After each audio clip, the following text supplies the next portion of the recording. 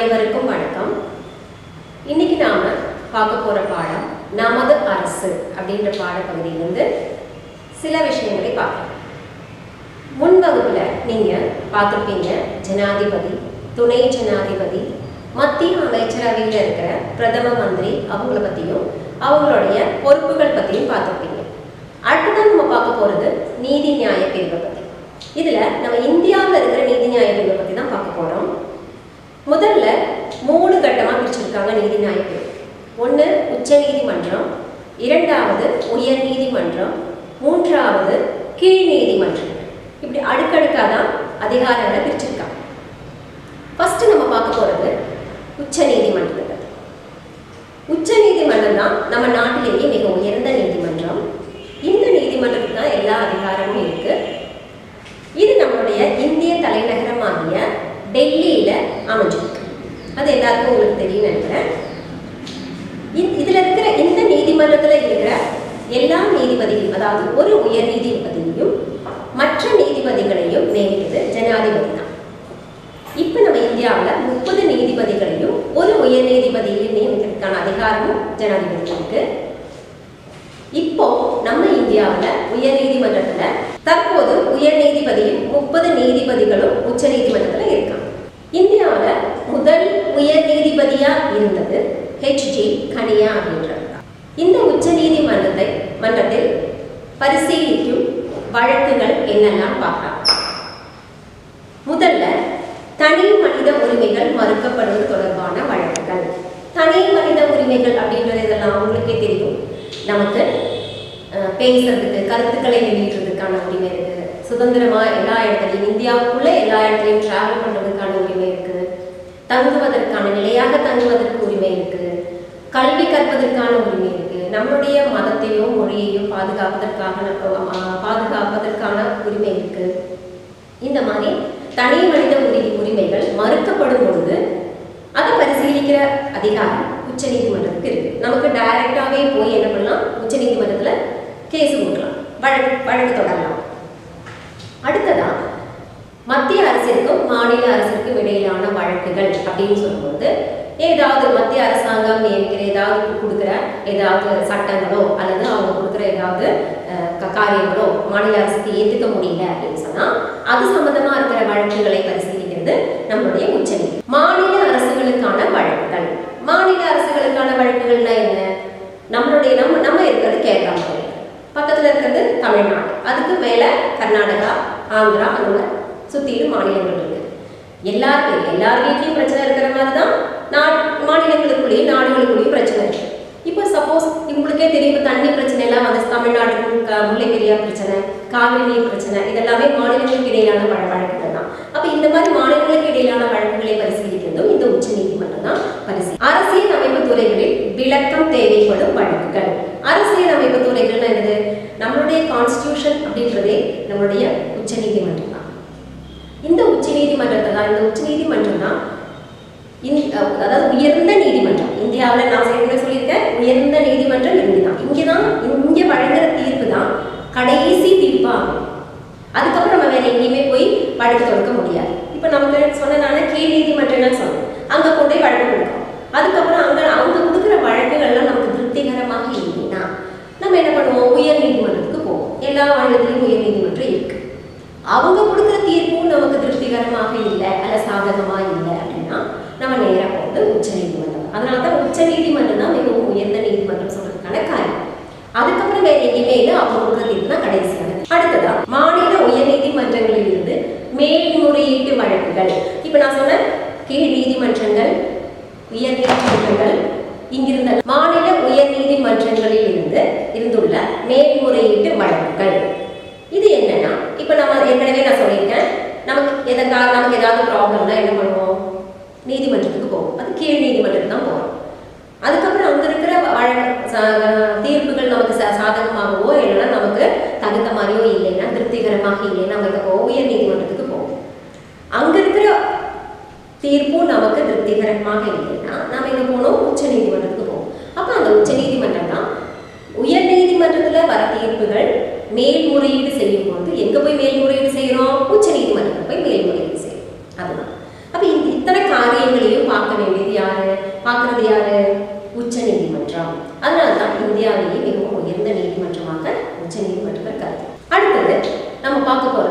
உயர் நீதிமன்றத்தை பத்தி. உயர் நீதிமன்றம் எங்க இருக்கு? எல்லா மாநிலங்களிலும் உயர் நீதிமன்றம் இருக்கு. அதாவது நம்ம கேரளாவில் இருக்கிற உயர் நீதிமன்றம் எங்க இருக்குன்னா எர்ணாகுளம் டிஸ்ட்ரிக்ட்ல இருக்கிற கொச்சியில இருக்கு. நம்ம கேரளாவுக்கு மட்டும் கிடையாது அந்த உயர் நீதிமன்றம், லட்சத்தீவுக்கும் அதுதான் உயர் நீதிமன்றம். அப்போ கேரளாவுக்கும் லட்சத்தீவுக்கும் இருக்கிற உயர் நீதிமன்றம் அப்படின்றது கொச்சியில் இருக்கிற உயர் நீதிமன்றம். இது மாநிலங்களுக்கு உள்ளேயே இருக்கிற வழக்குகளை எல்லாம் இங்கேயும் ஜனாதிபதி தான் உயர் நீதிமன்றத்தில் இருக்கிற உயர் நீதிபதியையும் பிற நீதிபதிகளையும் நியமிக்கிறாங்க. இந்த உயர் நீதிமன்றத்துக்கு என்ன வேலைன்னா, உயர் நீதிமன்றத்துக்கும் கீழே இருக்கிற மாவட்ட நீதிமன்றங்கள் இருக்கு இல்லையா, அந்த மாவட்ட நீதிமன்றங்களும் அதுக்கப்புறம் இருக்கிற கீழ் நீதிமன்றங்கள் இருக்கிற வழக்குகளை வந்துட்டு கண்காணிப்பது தான். அவங்க அந்த நீதிமன்றங்களை கண்காணிப்பது தான் இவங்களுடைய வேலை. யாருடைய வேலை? உயர் நீதிமன்றத்துடைய. இந்த உயர் நீதிமன்றத்துக்கு சில அதிகாரங்கள்லாம் இருக்கு. அதை பத்தி இப்ப பார்க்கலாம். என்ன முதல்ல என்னன்னா, இங்கேயும் தனி மனித உரிமைகள் தொடர்பான வழக்குகள் ஆணை வெளியிடுதல். தனி மனித உரிமைகள் தொடர்பான வழக்குகளில் ஆணைகள் வெளியிடுதல். இந்த ஆணைகள் அப்படின்றது ரிட்டுகள்னு சொல்லுவோம். அதாவது நான் ஏற்கனவே சொன்ன உச்ச நீதிமன்றத்துல தனி மனித உரிமைகள் அப்படின்றது சில உரிமைகள்லாம் பத்தி சொல்லலாம். இந்த உரிமைகள் எல்லாம் மறுக்கப்படும் போது இந்த மறுக்கப்படுற உரிமைகளுக்கு எதிராக நம்ம கேஸ் வழக்கு கொடுப்போம் இல்லையா, அந்த வழக்கு கொடுக்கும்போது அதுக்கான ஆணைகளை பிறப்பிக்கிறது உயர் நீதிமன்றம் தான். அந்த ஆணைகள் அப்படின்றது ரிட்டுகள் சொல்லுவாங்க. அதாவது கேபிஎஸ் கார்பஸ், மேண்டமஸ், இந்த மாதிரி சில ஆணைகளை வெளியிடுவது உயர் நீதிமன்றம் தான். ரெண்டாவதா இந்த உயர் நீதிமன்றம் என்ன மாதிரி காரியங்கள் செய்து அதிகாரங்கள் இருக்கு அவங்களுக்கு, எந்த மாதிரி காரியங்கள்லாம் பார்த்துக்குது அப்படின்னு சொன்னா, சிவில் கிரிமினல்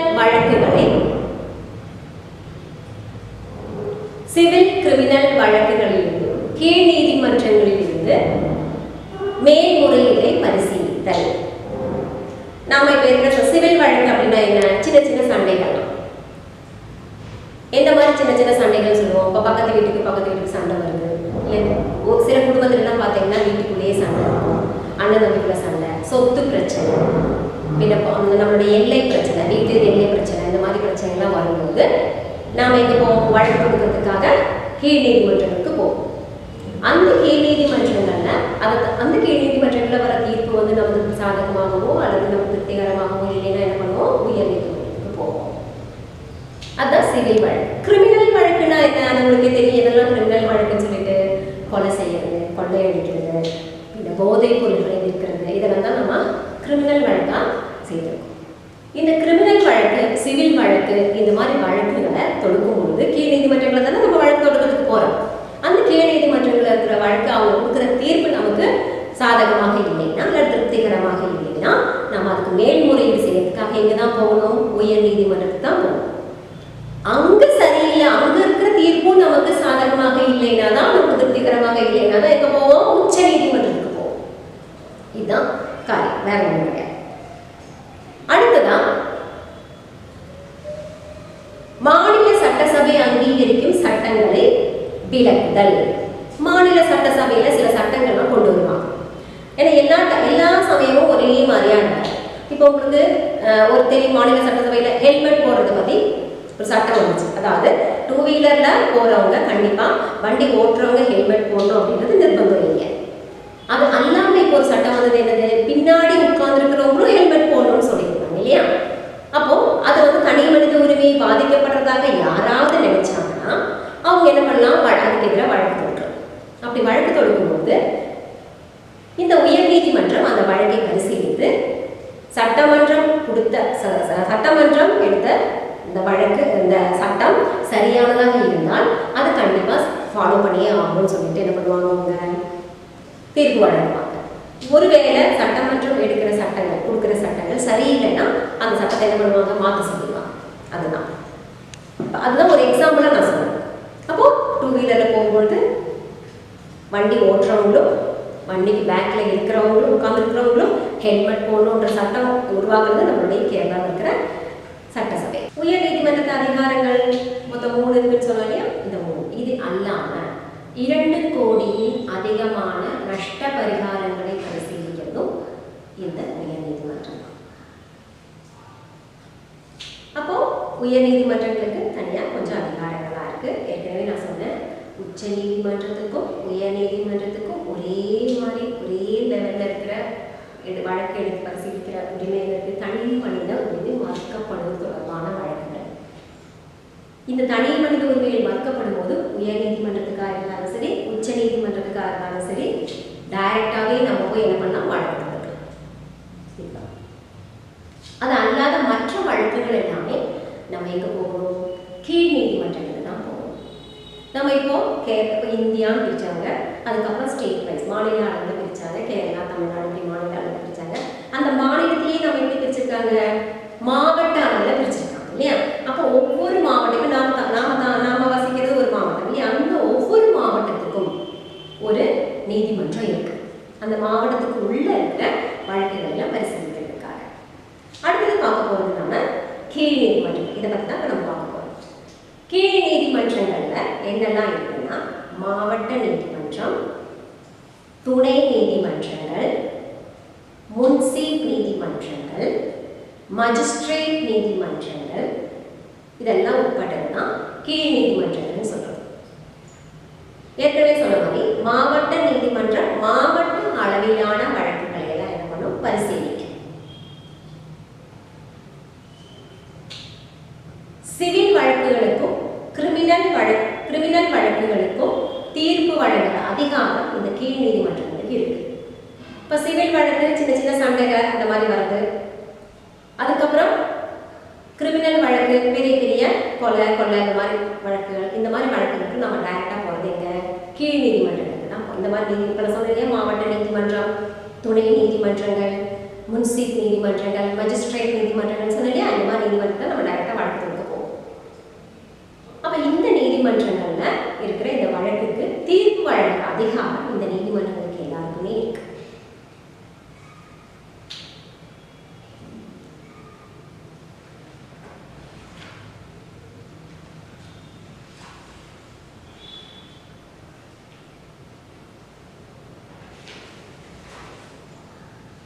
உயர் நீதிமன்றம் தான் போறோம். அடுத்ததான் மாநில சட்டசபை அங்கீகரிக்கும் சட்டங்களை விளக்குதல். இப்போ மாநில அளவில் சில சட்டங்களை எடுக்க வேண்டிய நிர்பந்தம் உருவாகும். பார்த்துருக்கோம், ஹெல்மெட்டுடைய காரியத்தில், டூ வீலர் ஓட்டும் பொழுது, வண்டி ஓட்டுறவங்களும் வண்டிக்கு பின்னாடி உட்கார்ந்துருக்கிறவங்களும் ஹெல்மெட் போடுறது நிர்பந்தமாச்சு நம்ம கேரளாவில். நம்ம கேரளாவில் மட்டும்தான் இருக்குது. அப்போ கேரளாவில் அந்த சட்டத்தை கொண்டு வந்தது யாரு, கேரள மாநில சட்டசபை, கேரள மாநில சட்டசபை. அப்போ அது ஒரு வேளை நமக்கு பிடிக்கல, தனி மனித உரிமை மறுக்கப்படுது அப்படின்ற மாதிரி நம்ம நினைச்சோம்னா இதுக்கு எதிராக நம்ம என்ன பண்ணலாம், வழக்கு தொடுக்கலாம். அந்த வழக்குகளை பரிசீலித்து சட்டசபை எடுக்கிற சட்டங்கள் சரிதான் அப்படின்னு சொன்னா அவங்க சரின்னு சொல்லிடுவாங்க, இல்லைன்னா அதை கேன்சல் பண்ண சொல்லுவாங்க. அதுதான். அப்போ இந்த மாதிரி மாநில சட்டசபை, அதே மாதிரி இப்போ பார்த்துக்கணும், கோவிட் காலம் தானே. கோவிட் காலத்தில் யாரும் வெளியே வர, லாக்டவுன் எல்லாம் பண்ணி சொல்லும்போது யாரும் வெளியே வரக்கூடாதுன்னு சொன்னாங்க. நான் ஏற்கனவே சொன்னேன், நமக்கு தனி மனித உரிமைகள் நிறைய இருக்கு. இந்தியாவுக்குள்ள எங்க வேணா போற பயணம் செய்வதற்காகவும் தங்குவதற்காகவும் உரிமை இருக்கு நம்ம சொல்லுவோம். கோவிட் காலத்தில் நமக்கு எங்க வேணா போக முடியுமா, முடியாது. ஏன்னா இது அந்த கோவிட் அப்படின்ற ஒரு வியாதி வந்து எல்லா இடத்துலையும் பரவுறதுனால, அதாவது ஒரு ஆள்கிட்ட வந்து மற்ற ஆளுக்கு பரவும் அப்படின்றதுனால, அது ஆபத்தான நோய் அப்படின்றதுனால தான் என்ன பண்ணாங்க, யாரும் வீட்டை விட்டு வெளியே வராங்கன்னு சொல்லி சில காலகட்டத்தை நமக்கு சொல்லி வச்சிருப்பாங்க. அப்ப இது எல்லாமே, அப்ப இதுக்கு எதிராக என்ன பண்ணிக்கலாம், நம்ம தனி மனித உரிமை பாதிக்கப்படுறத நினைச்சு நம்ம என்ன பண்ணலாம், வழக்கு தொடுக்க போவோம். அப்ப அந்த வழக்கு தொடுக்கும் போது அதை வந்துட்டு அவங்க பரிசீலிச்சு இல்ல சட்டசபை எடுக்கிற தீர்ப்பு சரிதான் அப்படின்னு சொல்றதுக்கு அவங்க வாய்ப்பு இருக்கு. அப்ப சரி இல்லைன்னா சரி இல்லைன்னு சொல்றதுக்கும் அவங்களுக்கு அதிகாரம் இருக்கு. இதுதான் அதான் மாநில சட்டசபை எடுக்கிற சட்டங்களை பரிசீலிக்கும் உரிமை அவங்களுக்கு இருக்கு. அடுத்ததான் நம்ம பார்க்க போறது கீழ் நீதிமன்றங்களை பத்தி பார்க்க போறோம். கீழ் நீதிமன்றங்கள்ல இதெல்லாம் நிறைய நீதிமன்றங்கள் இருக்கு.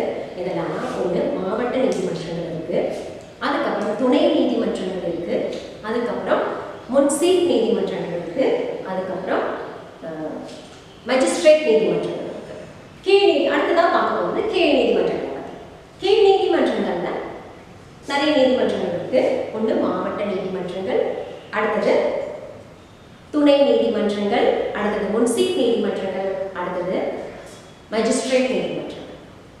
இந்த மாவட்ட நீதிமன்றங்கள் அப்படின்றது மாவட்ட அளவிலான வழக்குகளை பார்த்துக்கிறாங்க. எப்படி உச்ச நீதிமன்றம் இந்திய அளவில் இருக்கிற காரியங்களை பார்த்துக்குதோ, அதே வழக்குகளை பார்த்துக்குதோ, அதே மாதிரி உயர் நீதிமன்றம் மாநில அளவிலான வழக்குகளை பார்த்துக்குதோ, அதே மாதிரி மாவட்ட நீதிமன்றம் மாவட்ட அளவிலான வழக்குகளை பரிசீலிக்கும். இந்த மாவட்ட அளவிலான பரிசீலிக்கும் போது நமக்கு அதுக்கு கீழே துணை நீதிமன்றங்கள் இருக்கு, அதுக்கு முன்சிப் நீதிமன்றங்களும் மஜிஸ்ட்ரேட் நீதிமன்றங்களும் அதுக்கு கீழே இருக்கிற நீதிமன்றங்கள். இந்த நமக்கு ஏதாவது பிரச்சனைனா நம்ம எங்க ஃபர்ஸ்ட் போவோம்? இந்த கீழ் நீதிமன்றங்கள் தான் ஃபர்ஸ்ட் போவோம். அங்க நமக்கு கொடுக்குற தீர்ப்பு சரியில்லைன்னா தான் நம்ம எங்க போறோம்? உயர் நீதிமன்றத்துக்கு போறோம். அங்கேயும் கொடுக்குற தீர்ப்பு சரியில்லைன்னா தான் மேல்முறையீட்டுக்காக எங்க போறோம்? உச்ச நீதிமன்றத்துக்கு போறோம். இப்ப புரிஞ்சுதா உங்களுக்கு எப்படி எப்படி நமக்கு நீதி நியாய பிரிவாடுகளுக்காக பிரிச்சிருக்காங்கன்னு சொல்லிட்டு? அப்போ இது கீழ் நீதிமன்றங்கள்ல இது அல்லாம நமக்கு லோக் அதாலத் அப்படின்ற ஒரு அமைப்பு இருக்கு. அதாவது இப்ப நம்ம நீதிமன்றத்துக்கு போகணும்னா நமக்கு வழக்கு தொடுக்கிறதுக்கு யார் போய் பார்க்கணும்? வக்கீலை போய் பார்க்கணும். வக்கீலை பார்க்கும்போது நமக்கு பணம் செலவாகும். ஒரு வழக்கு தொடுத்தா அந்த வழக்குக்கு சீக்கிரமாகவே நமக்கு என்ன கிடைக்காது? தீர்ப்பு கிடைக்காது. அது வாய்தா எடுத்து அதுக்கப்புறம் நீட்டி என்னாகிட்டே இருக்கும். கொஞ்ச நாள் தள்ளி போட்டுக்கிட்டே இருக்கும். சில பேர் மாசங்கள் ஆகலாம், வருஷங்கள் ஆகலாம், இந்த மாதிரி ஆகிட்டே இருக்கும். அப்போ நமக்கு சீக்கிரமாகவே தீர்ப்பு இல்லை. பண செலவும் நம்மளால என்ன பண்ண முடியாது. பண செலவும் செய்ய முடியும். ஒரு வக்கீலெல்லாம் வச்சு வழக்கு தொடுக்கிறது அப்படின்றது நம்மளால முடியாது அப்படின்னு சொன்னா இதுக்காக உதவுறதுக்காக தான் அரசாங்கம் நமக்கு லோக் அதாலத் அப்படின்ற ஒரு அமைப்பை உருவாக்கியிருக்காங்க. இந்த லோக் அதாலத் ஏழை மக்களுக்கும்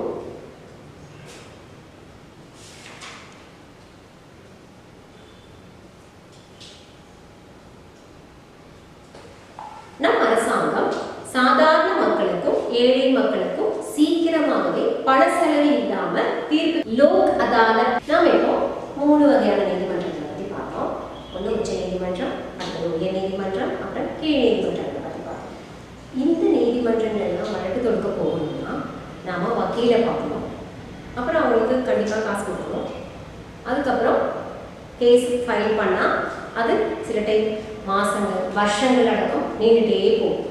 நமக்கு காசு கொடுக்கறதுக்கு வழி இல்லை. சீக்கிரமா தீர்ப்பு வேணும் அப்படின்னா அதுக்காக தான் உருவாக்கப்பட்ட அமைப்பு தான் நம்ம கவர்மெண்ட் சில அமைப்புகளை உருவாக்கிட்டாங்க. அதுல ஒரு அமைப்பு தான் லோக் அதாலத் அப்படின்றது.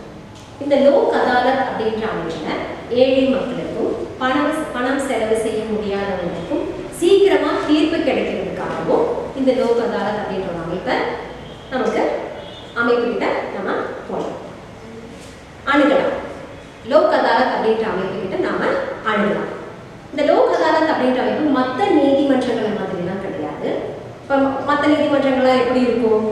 ஜட்ஜு பண்ணிருப்பாங்க, அதுக்கப்புறம் ஒரு ஆள் பண்ணிருப்பாங்க, அதுக்கு கீழே வக்கீலாம் உட்காந்துருப்பாங்க, அதுக்கு பிறகு வழக்கு கொடுக்குறவங்கலாம் உட்காந்துருப்பாங்க. பார்த்துருப்பீங்க நல்ல ஒரு அந்த ஒரு சுச்சுவேஷனே நமக்கு பார்க்கறதுக்கு ஒரு பயமாகவும், அந்த டிவியில தான் பார்த்துருப்பீங்க, சினிமாவில் பார்த்துருப்பீங்க. அந்த சுச்சுவேஷன்லாம் பார்க்கும்போது அதுக்குள்ளே போகும்போது அந்த சுச்சுவேஷனோட என்னென்ன என்னன்னு தெரியும் நமக்கு. ஆனால் இது அந்த மாதிரி அமைப்பு கிடையாது. இது சாதாரணமாக ஒரு நீதிபதி இருப்பாங்க. அந்த நீதிபதி நம்ம இப்போ ஃப்ரெண்ட்லியாக தான், அது நல்ல ஒரு பெரிய பயப்படுற மாதிரி அந்த சுச்சுவேஷன்லாம் ஒன்றும் இருக்காதுல்ல. நம்மளுடைய வழக்குகளை, அதாவது பகுதி முக்காலுமே நம்மளுடைய வழக்குகளை அவங்க சமரசம் செய்து தீர்க்கறதுக்கு தான் பார்ப்பாங்க, ஃப்ரெண்ட்லியாக தான் இருப்பாங்க. அந்த மாதிரி ஒரு அமைப்பு தான் இந்த லோக் அதாலத் அப்படின்ற அமைப்பு. அது மட்டும் கிடையாது, இங்கே சீக்கிரமாகவே வழக்குகளை என்ன பண்ணுவாங்க? தீர்ப்பு வழங்கிடுவாங்க. தீர்ப்பு கிடைக்கவும் செய்யும் நமக்கு.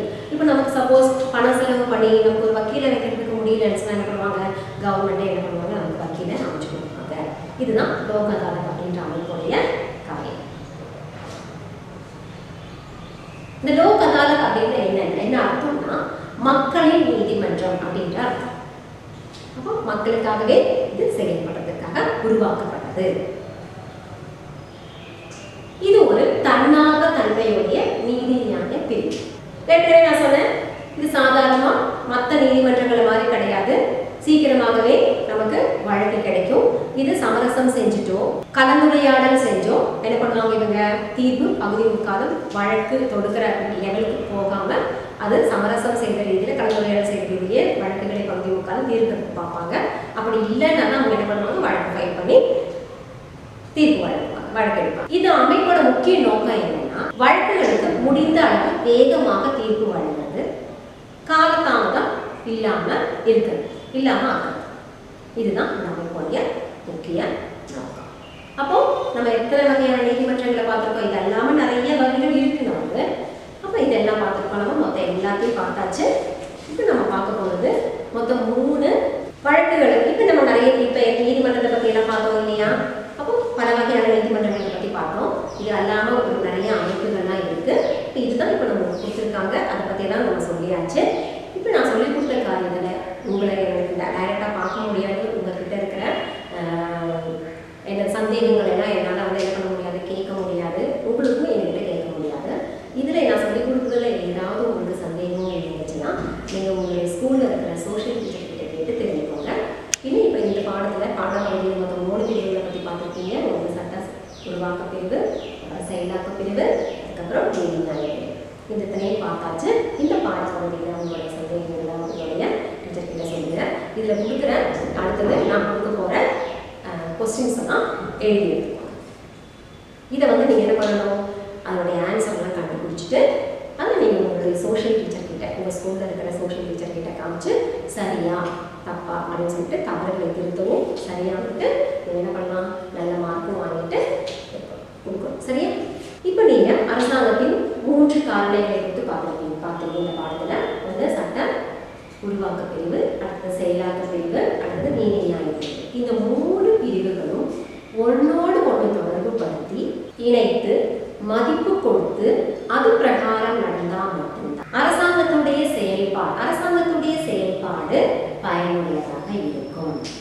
இதுல ஏதாவது ஒரு பிரிவு மோசமானாலோ அல்லது இது பிரகாரம் நாம் நடக்காம இருந்தாலோ நாட்டுல அமைதி என்னாகும், இல்லாமல்.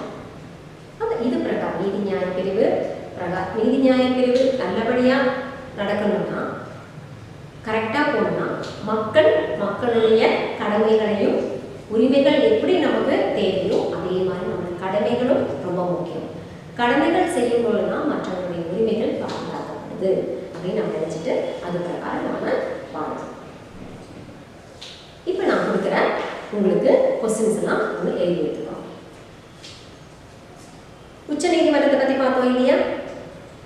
நம்ம இந்தியாவில் இப்போ இருக்கிற, நான் சொன்ன ஏற்கனவே உச்ச நீதிமன்றத்துடைய முதல் உயர் நீதிபதி H.J. கனியா அப்படின்னு சொல்லியிருந்தேன்.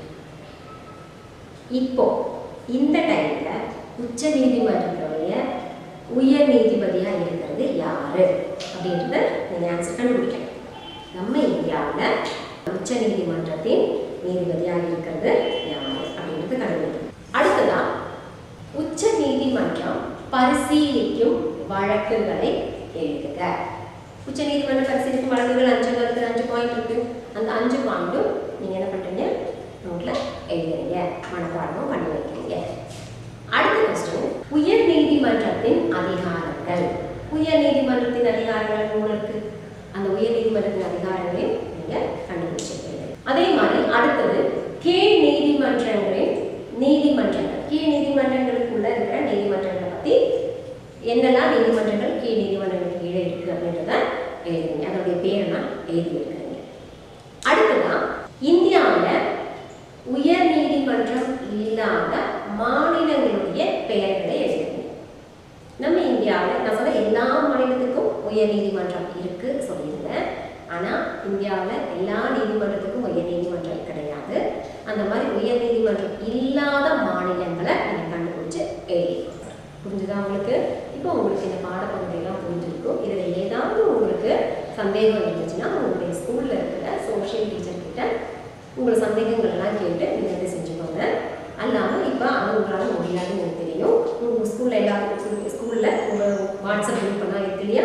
அது மூலமாக நீங்கள் சந்தேகங்களை எல்லாம் பகிர்ந்துக்கோங்க. இப்போ நான் உங்களுக்கு சில கொஸ்டின்ஸ் எல்லாம் கொடுக்குறேன். இந்த கொஸ்டினுடைய ஆன்சர்லாம் நீங்கள் கண்டுபிடிச்சிட்டு வரணும். இல்லைன்னா எழுதிட்டு உங்கள் சோஷியல் நோட்டில் எழுதிட்டு உங்கள் சோஷியல் டீச்சர் கிட்ட காமிக்கிறீங்க. அதனுடைய கரெக்ஷனும் வாங்குவீங்க.